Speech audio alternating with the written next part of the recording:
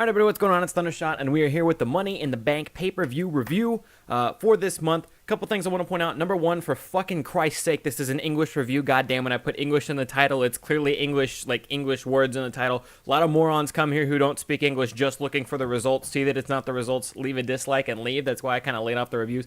However, if you just want the results and you can understand English, goddammit, click the link in the description down below. I take you over to the wiki page. Just scroll your ass down. It shows all the results that I'm reading from right here. If you're here for the results, there you go. Click like on the video before you get the fuck out, because whatever. A lot of people think that people just upload the pay-per-view right after YouTube, and then despite the fact that it says review in the title, go look at my last review. There's nothing wrong with it, but I got a shitload of dislikes. Again, for morons who are either looking for the pay-per-view immediately after it gets posted, or immediately after it happens on YouTube, which is highly illegal, or people who don't speak English and don't see review in the title and they're just idiots. But now that we got that taken care of, let's go ahead and review this. As you guys know who check out all my reviews and stuff like that, I don't typically watch the pre-show matches, so this is sort of a summary and just my thought on how the ending goes, right? The first match on the pre-show was the Golden Truth, Goldust and R-Truth versus Breezango, or Febreze as it should be called, Tyler Breeze and Fandango. And oddly enough, Golden Truth picked up their first win. I thought they were going to lose pretty much every match they had. Golden Truth was really weird because they built themselves up for months and months and months and months. Then when they started having matches, they just lost all the time. And they might have picked up a singles here and there, but this is their first like actual victory as a team, if I'm correct. Maybe some knockoff on Raw or whatever. But from what I understand, the WWE and a couple like Observer reports and things like that were saying that the WWE is actually really impressed with how Tyler Breeze and Fandango had been doing together, which is good because those are two kind of talents that were getting underused in my opinion. Never been a huge Fandango fan, but I was waiting to see Breeze go places, and if Fandango's with him, I'm totally fine with that. But yeah, hopefully Breezango change their name to Febreze and get a little bit momentum going, or split and just have decent singles careers. I really don't know what's going on with Golden Truth. It seemed like a cool idea if they were going to build him up real quick, but they didn't. So now I just kind of see him as that tag team of older guys, because R-Truth is really old, and obviously Goldust has been around forever.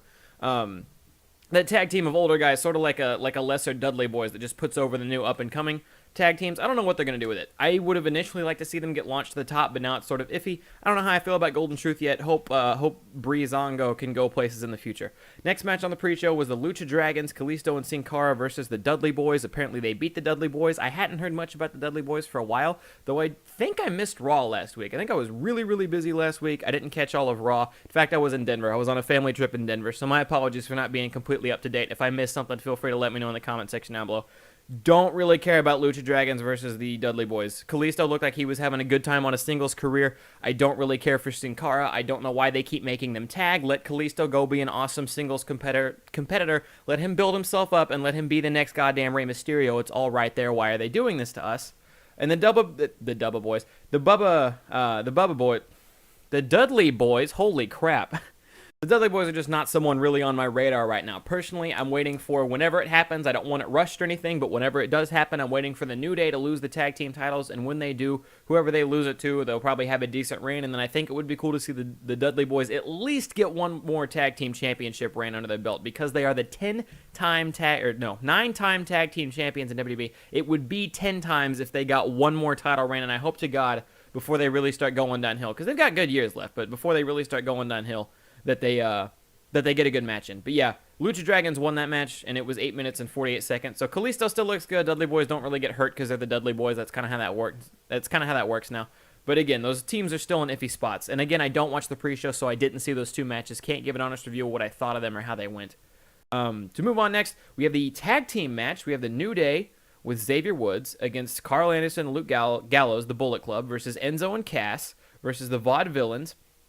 And it was all in one big fatal four-way tag team match, and it was really cool. I was about to say it was a decent match. It had the makings of a decent match. It had the makings of a really good match, but there were so many things botched. I watched it about, the pay-per-view's a couple hours long, and this is about an hour since the pay-per-view ended, so I watched it a few hours ago. I don't have everything off the top of my head completely memorized, but there were a lot of botched spots. Every time Biggie does that spear now, he looks like he lands straight on his head. That's not really a botch, but there was Kofi went for trouble in paradise on somebody, and they fell over before Kofi could do, I think it was Enzo, they fell over before Kofi could do trouble in paradise, so he just kicked him. There was a couple bad things here and there, and I think they either just tried to do too much, or they just weren't prepared enough to do what they were trying to do. So it's one or the other, but it kind of means the same thing. They were just trying to do too much at the end of the day. Maybe they needed to work it out more before they actually went in the match or what. But things got really hectic a couple times, and every time that it got really hectic, it didn't go well. Not every time. Most of the time when it got really hectic, it didn't go well. The crowd still was eating it up to an extent. They were still giving the "this is awesome" chants. There was one time when Enzo did a move to somebody, and then he goes for the pin on them, and the referee goes to count, and before he counts, he stops, and this is important because not everyone caught this. He stops, and he reset, but when he stopped to reset, the crowd said 1. The crowd counted 1 because the camera angle was weird, and then obviously the crowd just, from their view, looked like he had counted, but he didn't. I'm pretty sure you can go back and check out the network. Referee goes down. He doesn't hit the mat. He resets his count because Enzo moved to, like, reposition himself on the cover.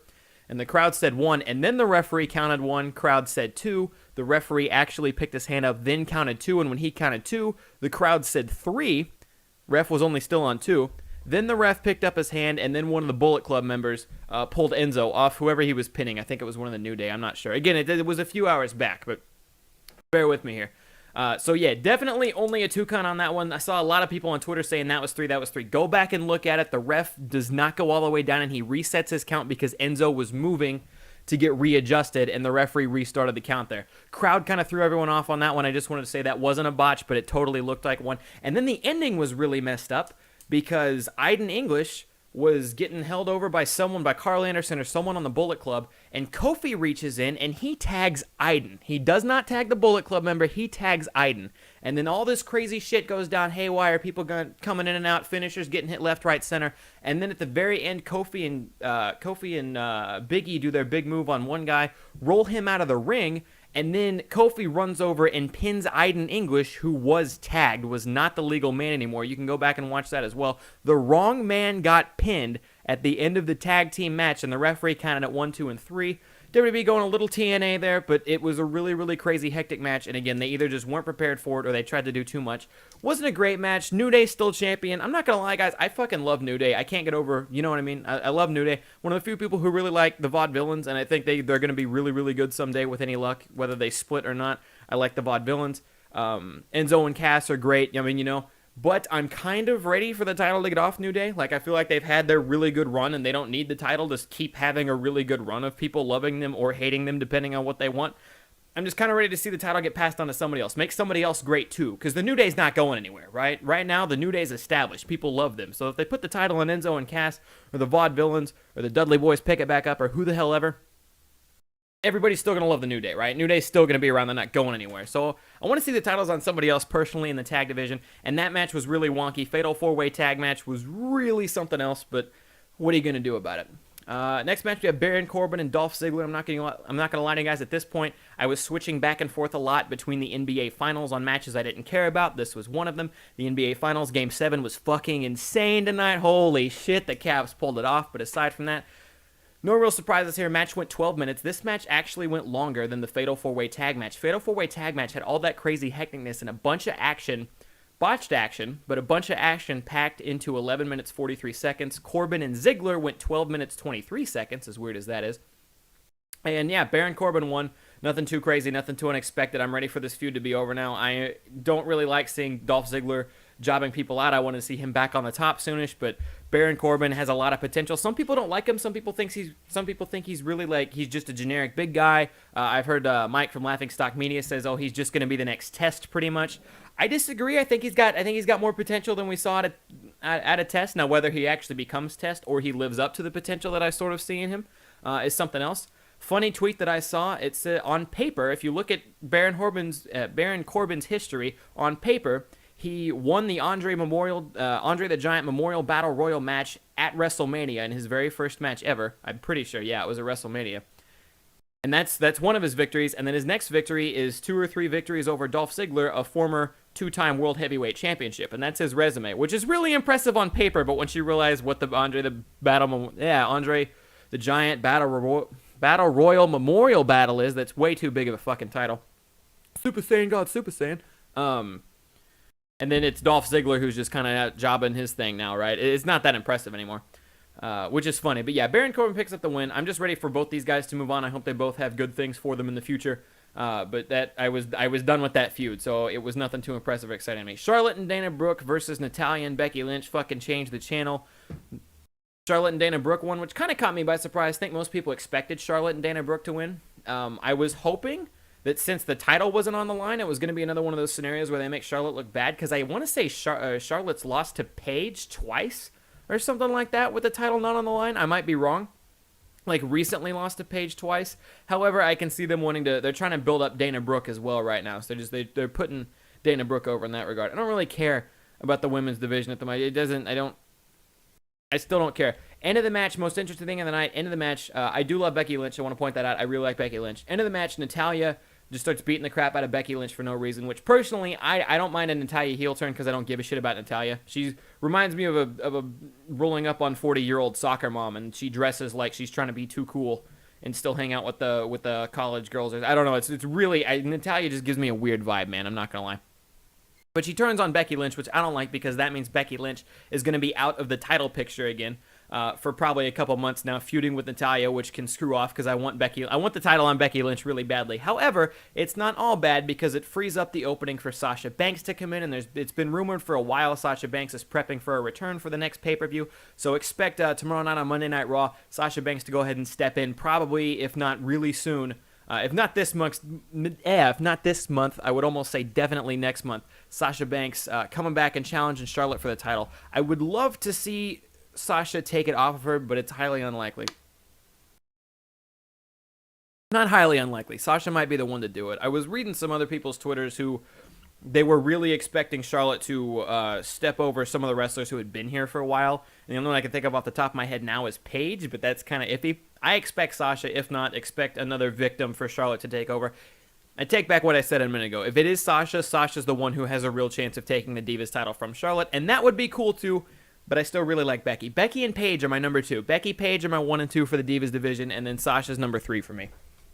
Right now, and all you guys who love Sasha, I totally understand that. But to move on from there, we have Apollo Crews and Sheamus. Again, NBA Finals heating up, you know what I mean? Doing their thing with that. Well, back and forth with NBA Finals. But Apollo Crews and Sheamus pretty much went how you would expect. 8-minute singles match that happened. A lot of back and forth. Both guys look pretty strong. And then Sheamus went to go pin Apollo. He thought he had him. He didn't. Sheamus got up and argued with the ref. Apollo beat Sheamus on a roll-up, which means this feud probably isn't over as well. I'm assuming the League of Nations is dead at this point because Rusev's doing his own thing. Sheamus is doing his own thing. And Alberto Del Rio was in the Money in the Bank ladder match. And obviously Barrett's out of the picture. Again, I didn't make last week's Raw, so I don't know if it's been announced that League of Nations is dead or not, but that's what it's looking like at this point. Yeah, but expect more Apollo Crews versus Sheamus considering Apollo Crews won via roll-up on Sheamus. Hopefully they'll do something to spice it up with the next pay-per-view, make it some kind of special match. I don't know, cage, add a third person in the match for triple threat, something. I would rather not see Apollo Crews and Sheamus again in the exact same match at the next pay-per-view. Throw something in to spice it up. No DQ. I mean, just any kind of stipulation, not submission, though, because it's boring. And I would be really happy with that. But we'll see where it goes. I have a lot of hope for Apollo Crews. Sheamus is just kind of that boring standard heel. He's kind of like, he's just a heel version of Randy Orton to me right now. And Randy Orton hasn't been around for a while, so I'm sure his return will be hype as hell. But Randy Orton's always they're just stale-ish now, right? And maybe Orton will live it up when he comes back. Like, he'll be okay when he comes back. But Sheamus is just stale, and there's not a lot he can do about it, which is why I kind of feel bad for him, especially after that whole mini title reign of him taking the title away from Roman. The crowd didn't even boo him when that happened. The crowd was silent. So Sheamus has got to do something to get it going. I'm not saying he's gone forever. I'm not vibing with anything Sheamus is doing. Like, it's going to be average at best, you know, and that's just Sheamus for me now. And maybe you guys feel different. But Apollo Crews, that man's on the up and up. Man, if he was like 4 inches taller, Apollo Crews would be a monster. He'd be like a black athletic Brock Lesnar. Like, how scary is that? But since he's shorter, he does those standing shooting star press and stuff, which is fine, but he's so jacked. He's got a lot of potential. Apollo Crews can be really, really big if he doesn't get injured or anything crazy. AJ Styles and John Cena, probably match of the night. AJ Styles and John Cena was really good. They went out there and they both did their thing, and the crowd was cheering before they even locked up. But it's a big moment because you had the biggest indie guy, and then you had, face of the WWE, essentially. John Cena, face of the WWE for the last 15 years or so. John Cena, and then AJ Styles, who's like been face of the indies guy for 15 years. And it seemed like almost everyone I saw on Twitter was writing off the fact that AJ could win, right? And people were going back and they were like, no, dude, Cena's just gonna bury Styles and then everyone's gonna be pissed forever. And number one, I can tell you, I didn't care too much about the results as long as we got a good match, which I expected. But I was not writing AJ off. I have a tweet from 2 hours before the match happened. if you guys follow me on Twitter, where I said, don't count AJ out. Something along the lines of don't count AJ out. He can get a victory if there's heavy interference from the Bullet Club. And that was exactly how I put the tweet, pretty much. And sure enough, heavy interference from the Bullet Club. And AJ Styles picked up the victory over John Cena. Really good match the whole way through. I can't really say a lot other than it was really, really awesome, and I liked it. Just go watch it. I don't want to, I don't know, just a really good match all the way around. AJ in particular looked really, really good.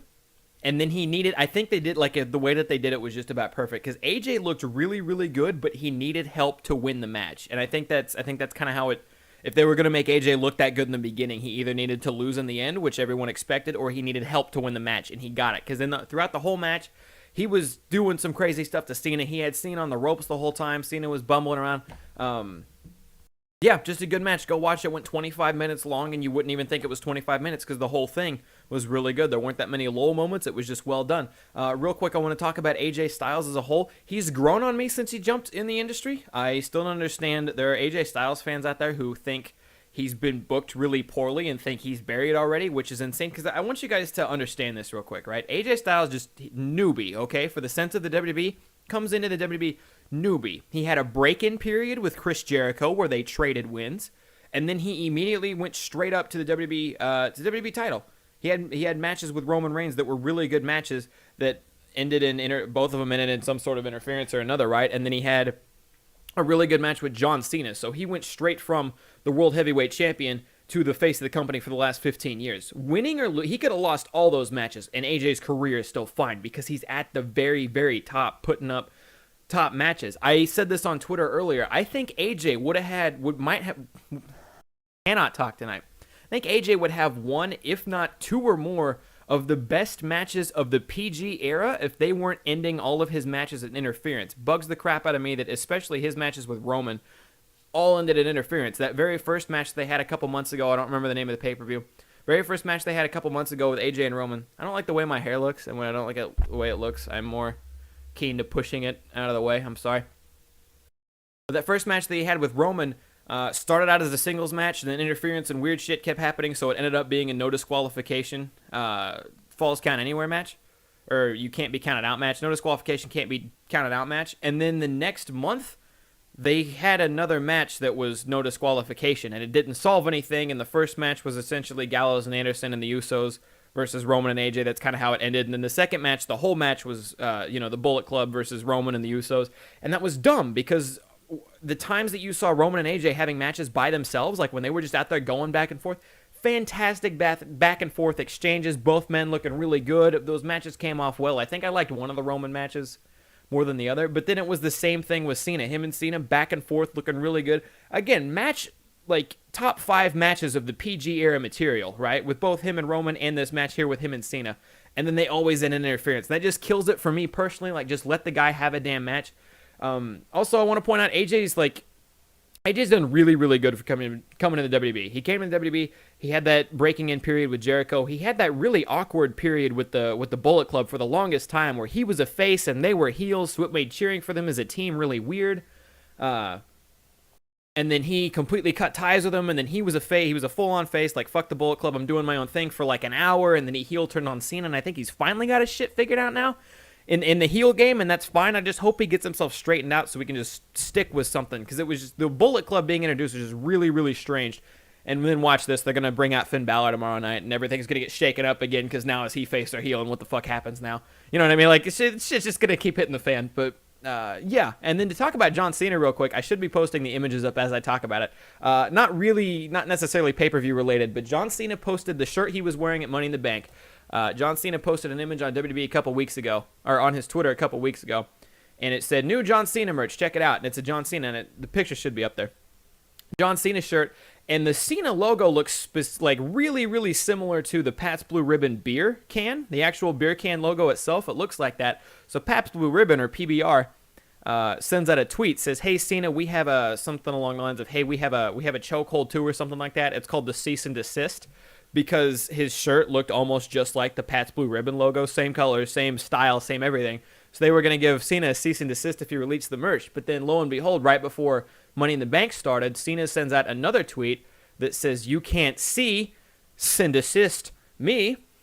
And the shirt was up online. They had put the shirt up on WWEshop.com, so I guess they got their legal issues with Pabst Blue Ribbon sorted out, and Cena was able to print those shirts. And then during Money in the Bank, and granted Cena lost that night, but during Money in the Bank, Pabst Blue Ribbon tweeted out, they quoted Cena's tweet saying, "You can't cease and desist me," and Pabst Blue Ribbon quoted the tweet, and they said, "Cena always kicks at it too." So they're taking it like a champ. I don't know if they went for the cease and desist or if them and WWE settled it without getting super legally about it. I don't know how that whole thing worked, but whatever happened, Pabst Blue Ribbon didn't win whatever they were going for. Maybe they got paid under the table. Who the fuck knows, right? But they took the loss like a champ. They took not winning that one like a champ, and they just said Cena always kicks at it too. Really funny exchange. Not a lot to do with Money in the Bank, but I thought it was a fun little ride back and forth on Twitter, and I figured I would share that. 8th match of the night. So we have the Money in the Bank ladder match itself. This match went on 21 minutes, which is not as long as Cena and AJ Styles went on together, which is interesting. This one is Alberto Del Rio, Cesaro, Dean Ambrose, Chris Jericho, Kevin Owens, and Sami Zayn going into this one. I'm not going to lie to you guys. Looking at the Money in the Bank pay-per-view as a whole, and this is all going to come into play. Looking at the Money in the Bank pay-per-view as a whole before the night started, I looked at it and I was like, you know what? This pay-per-view is probably going to suck for me. I'm going to be completely honest with everyone. This pay-per-view is probably going to suck for me. Again, I don't watch the pre-show. It's like I don't expect any titles to change hands. Most of the matches order look pretty set in stone. Like most people can guess who's going to win. And I had been right on pretty much every match so far on who I thought was going to beat who. I said the Money in the Bank ladder match, I'm not personally excited for anyone. And I was saying this on Twitter earlier, and you'll hear my whole story, so don't dislike yet. I said I'm not excited for anyone to win. I said I like almost everyone in the match except Sami Zayn's not really for me personally. I said I like almost everyone in the match. I don't really want the contract on anyone. I think it's weird. I think it's a weird fit. I think the Money in the Bank contract with Roman being the champ right now is a weird fit for everyone.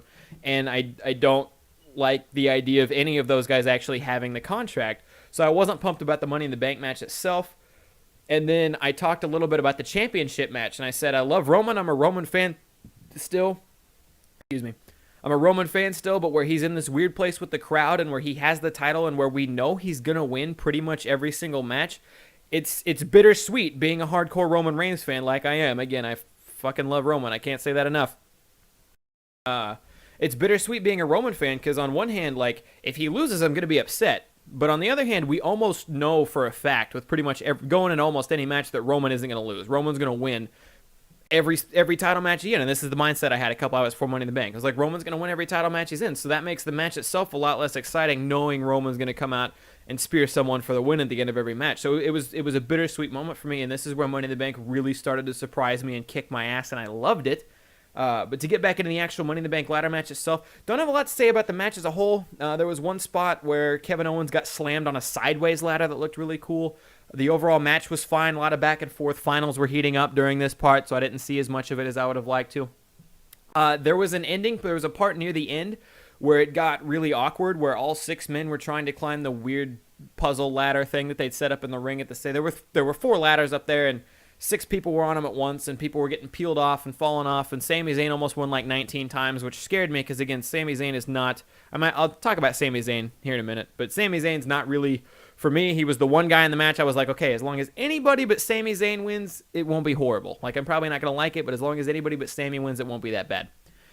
And Sami Zayn almost won like 19 times. Finally, Kevin Owens pulls him off the ladder, power bombs him onto another ladder, and that was pretty cool. And then Dean Ambrose ends up getting up top with like Jericho or somebody, it might have been Kevin Owens, and pulls their face onto the ladder through the ladder. Like 4 or 5 times they fall off. Dean wins the title. Ladder match itself, not that great. Like up and down, but not too many like crazy high spots. But it wasn't really like I wasn't really bored ever. So it was just a good old average 6-man Money in the Bank ladder match. Just didn't blow me away. Didn't necessarily suck. I was okay with the ending. Ambrose was kind of the obvious choice there. In my mind, I was like, Ambrose or Kevin Owens is going to pick this up, and that's okay. Then I probably expected Alberto Del Rio, then Cesaro, then Jericho. Well, probably Zayn before then. But if we're going in order of people I wanted to pick it up, it doesn't matter. It doesn't matter. Anyways, I just didn't want Sami to win. Dean wins. I'm like, okay, whatever. Maybe he'll cash it in next month for a triple threat Shield match. Because Dean having the contract does build up the triple threat Shield match. And that's what I was, you know what I mean? Like, that's always a good sign, because they've been teasing the triple threat match itself for far too long. Haven't actually given it to us yet. There's been tag matches involving Dean, Seth, and Roman. There's been a fatal 4-way involving Dean, Seth, Roman, and fucking Randy Orton, but there's never been and obviously Dean and Seth have gone back and forth a lot. Dean and Roman have gone back and forth a lot, but there's never been the Shield triple threat. So that the possibility's there at this point. So I'm like, that's not all bad.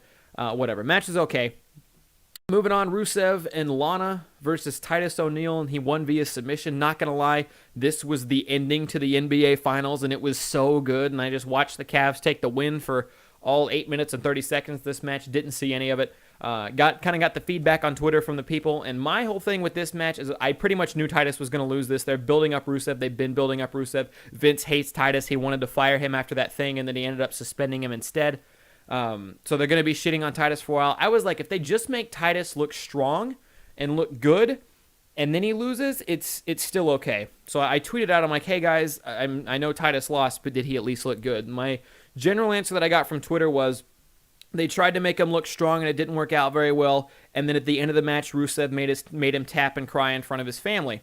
So no, Titus didn't look good, and that upsets me because I really like Titus. I'm still iffy on Rusev right now that they're giving him his second push because he had that first really good push, then Cena beat him, and then he fell down to the bottom of the food chain, and now he's getting pushed again.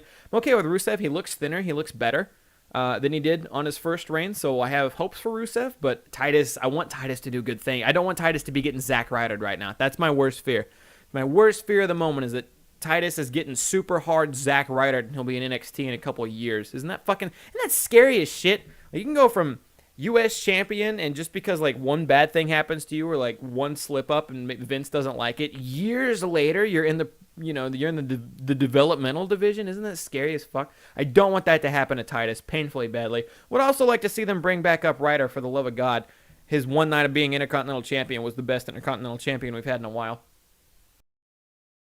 But yeah, Rusev made Titus tap, and then we move on to Seth Rollins versus Roman Reigns, the main event. Damn, it was a good one. Holy shit. As a Roman Reigns fan, again, damn, this is where they were kicking my ass. This is where it was awesome. Seth, I think they let Roman play the heel role in this fight for a little bit. So for those of you guys who don't know how a match build works necessarily, typically and not in every match, typically in most matches when you have a face and a heel, a face being a good guy, heel being a bad guy, it starts out and there's a period in the, I don't want to use all the terms and stuff, but there's a period in the beginning of the match where the good guy will look good. The face will look good. He'll get a couple moves in. He'll look pretty all right. And this is just the very beginning of the match. That's to get the crowd going, woo, yeah, he's winning. And then it'll flip. And then the heel, the bad guy, will pretty much kick the good guy's ass. There might be a couple spots where there's a little bit of hope and it looks like he's coming back. But for the most part, the bad guy will kick the good guy's ass for a really long time. That's the whole middle part of the match is the bad guy kicking the good guy's ass. And then at some point in time, if it's John Cena, for example, he'll hit the 5-knuckle shuffle, or if it's Roman, he might Superman punch out of nowhere or something like that. There will be a turning point, right? And then after that turning point, they do a lot of crazy big moves back and forth, trade finishers, and then somebody wins. And that's how most matches go. And in this particular match, if you go back and watch it, it looked like Seth played the good guy role and Roman played the bad guy role, which is what I've been wanting forever. My bump in my face cam, which is what I've been wanting forever. Because the person who gets to beat the guy up in the middle of the match, the bad guy typically, always looks like a monster, and it's always awesome. And I've been wanting that to be Roman for so long, and with the tweener face, he can do that, and they did that tonight. Seth was winning for a little bit in the beginning. Roman started talking a lot of smack to Seth in the corner, calling him little brother and stuff like that, and then Seth slaps Roman, and then Roman just beats the piss out of Seth in the corner for a couple minutes. A lot of good moves back and forth. Seth does his superplex roll through to a Falcon's Arrow, which is sick. I fucking love the superplex roll through to a Falcon's Arrow. My only complaint, that move should be a finisher. That move kicks way too much ass, should be a finisher. The Falcon's Arrow is a finisher. Some people in indies or in other regions or stuff, the Falcon's Arrow is a finisher. So for him to superplex, roll through, and then Falcon's Arrow, that should be a finisher to somebody. That's my only complaint with that move. We got Roman breaking out moves like the Black Tiger Bomb. It's really weird and quirky, and some people might think it's dumb. I don't know, but I absolutely love it when Roman Reigns takes a little guy like Seth or AJ or whatever, throws them up onto the top turnbuckle where they sit on the top turnbuckle, and then he just punches them in the side of the head, and they fall off it. If you go back, I don't know, it looks smooth, it looks awesome. He just throws them up there to hit the shit out of them, and I love that move for whatever reason. Roman had a lot of force, a lot of emphasis when he picked, where he does the roll through like he's going to schoolboy, and then he picks him up with one arm and slams him down. A lot of power behind that one tonight when he did it to Seth Rollins. Looked really good. Good match the whole way through. And then Seth rolls out of the ring, and he lines up, and you could tell, I kind of saw it coming when I was watching it live, that Seth was going to move because he did it so early and he was so perfectly set up for so long. Seth rolls out of the ring, and then he gets over by Roman's spear corner, the spear barricade corner that he always puts people through. Roman goes for it. Seth moves. Roman hits the barricade, and it doesn't break. I don't know. I'm assuming it wasn't supposed to break, right? And then the doctors come over to check on him. While the doctors are checking on him, Seth breaks it up, knees Roman in the head, rolls him in the ring, goes to pedigree him. Roman shoves Seth into the referee, hits the referee.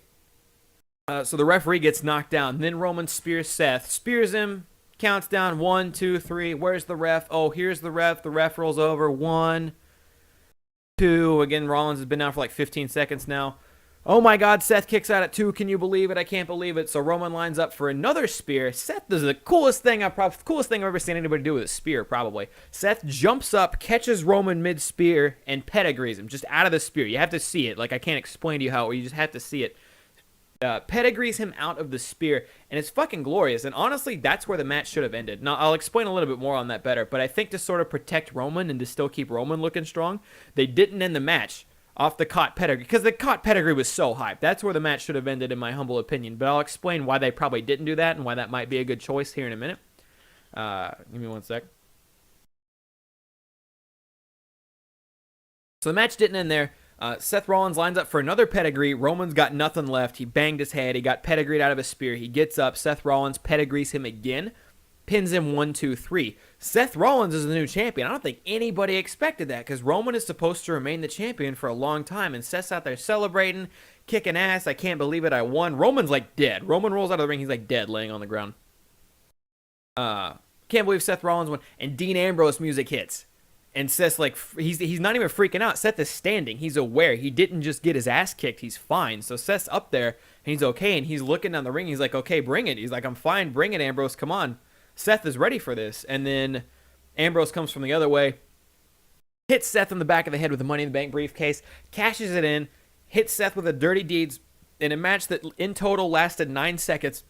And 3 of them were Dean holding Seth in the Dirty Deeds position, looking around. And then he Dirty Deeds, and then he pinned him 1, 2, 3. The match was super fast. Obviously, it's a Money in the Bank match, cash-in. Dean Ambrose is the new WWE World Heavyweight Champion. My God, that was awesome. And that's what I said when it was done. As somebody who likes Roman, as somebody who wants to see him doing good stuff as champion, that was awesome. That was, I can't put it any other way.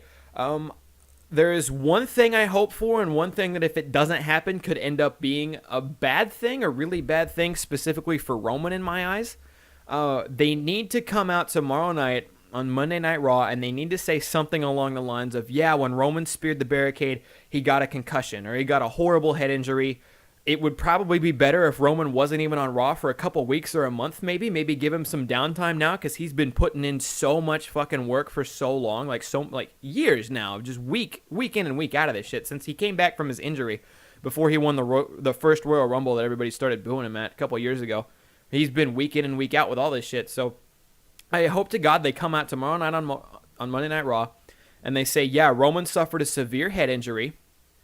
After suffering the severe head injury, he essentially beat Rollins, right? But the referee was knocked down.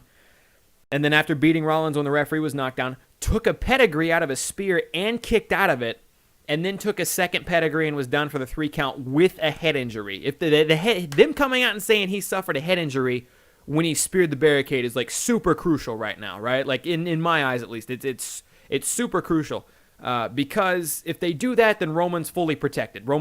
Seth still looks good because he absolutely beat Roman, even if there was a little bit of referee interference. Obviously, Dean's the new champion. No one, he does whatever the fuck he wants. He's the new champion. But Roman still looks good because with a head injury, he took 2 pedigrees and still beat Seth before losing the title, and then he's going to be okay. He's in the clear in my eyes. It'd be cool, keep him away for a couple weeks, have him do some kind of semi-surprise return where he comes out and kicks Dean or Seth or both of their asses at one point in time. Then he's going to be okay. But if they come out and Roman's fine tomorrow, and he just, he beat Seth, sure, whatever, but if he just comes out and he took 2 pedigrees and just lost the fucking match, Roman doesn't look as good, and that really hurts him, because I don't remember the last time. Maybe Sheamus, when Sheamus cashed in Money in the Bank. I don't remember the last time Roman actually just flat out lost a match clean, where he had to take the pin, lost clean. nothing in the near, past rings a bell to me on that one. But yeah, really good match between Seth and Roman. Dean's the champion, and I'm thrilled about that. I just hope Roman still looks good when he comes back. Overall, I give the pay-per-view an 8-ish out of 10. It was there was a lot of predictable stuff that we knew was going to happen, and it did happen. There were still some good matches. Again, Rollins and Reigns was really good. Style and Cena was really good. The Money in the Bank cash-in was unexpected. The main thing is, they got me. They gave me a really good match. The ending to the match was unexpected, but I didn't absolutely hate it. You know what I mean? And that's in fact, I really liked it. But that's the main thing that we don't see a lot of with WWE that much anymore is if you can do something that surprises them, but still kind of gives them what they want, then you're set. And granted, giving them what they want isn't always the answer, because a heel Money in the Bank cash-in, or something weird like a heel surprise winning isn't always a bad thing either, right? But definitely a shock factor that we just don't get with WWE that much anymore, where Dean won the match, which was kind of expected, but came out that night and cashed it in, was really cool. And then they gave the people what they wanted. People have been wanting Ambrose for a long time. Personally, I think Ambrose should have won the title back at the Royal Rumble. After Roman Reigns got eliminated, it was Dean Ambrose and Triple H left in the ring, and it would have been hype as fuck if everyone knowing Triple H is going to win that match, Dean would have thrown Triple H out. Then he would have got the title in. But this is still really good, and I'm looking forward to where it goes in the future. And as a whole, we just have a lot to look forward to. I'm really looking forward to Monday Night Raw. I don't know if I'm going to be live streaming on Twitch or if I'm just going to take the third night off on the road to watch Raw, because the pay-per-view was that good. I haven't looked forward to Raw after a pay-per-view in a little while. I haven't looked forward to all this stuff. I'm just really, really, really hoping they play up the head injury thing on Roman. And again, I would be fine if he was out for a month or two because they were checking on his concussion or whatever head injury he may have. I'd be okay with all of that just so long as he makes an epic comeback. But that's going to wrap it up for me today, guys. Thank you guys for coming out. Hope you guys enjoyed the English review, you bastards. Please leave a like and a comment down below. Subscribe for more WWE reviews. I pretty much just do these once a month. If not, follow me on Twitter because I'll tweet when I watch Raw and stuff. But once a month is about the only time that WWE comes out on my channel. But I love doing it, so that's why I do it. Leave a comment down below. What did you guys think of Money in the Bank as a whole? You can do a match-by-match basis. You could just do an overall. I thought it was this. I really like the ending. I don't like Dean with the title. I love Dean with the title. I'm upset I'm a Seth Rollins fan, and he had the title for 3 seconds and lost it. Anyway, just leave your comment in the comment section down below. What did you think of the Money in the Bank ladder match? That's going to wrap it up for me. Thank you guys for coming out. Hope you guys enjoyed the WWE Money in the Bank 2016 review. I'm Thundershot, and I'm out. Peace late, and we will see you.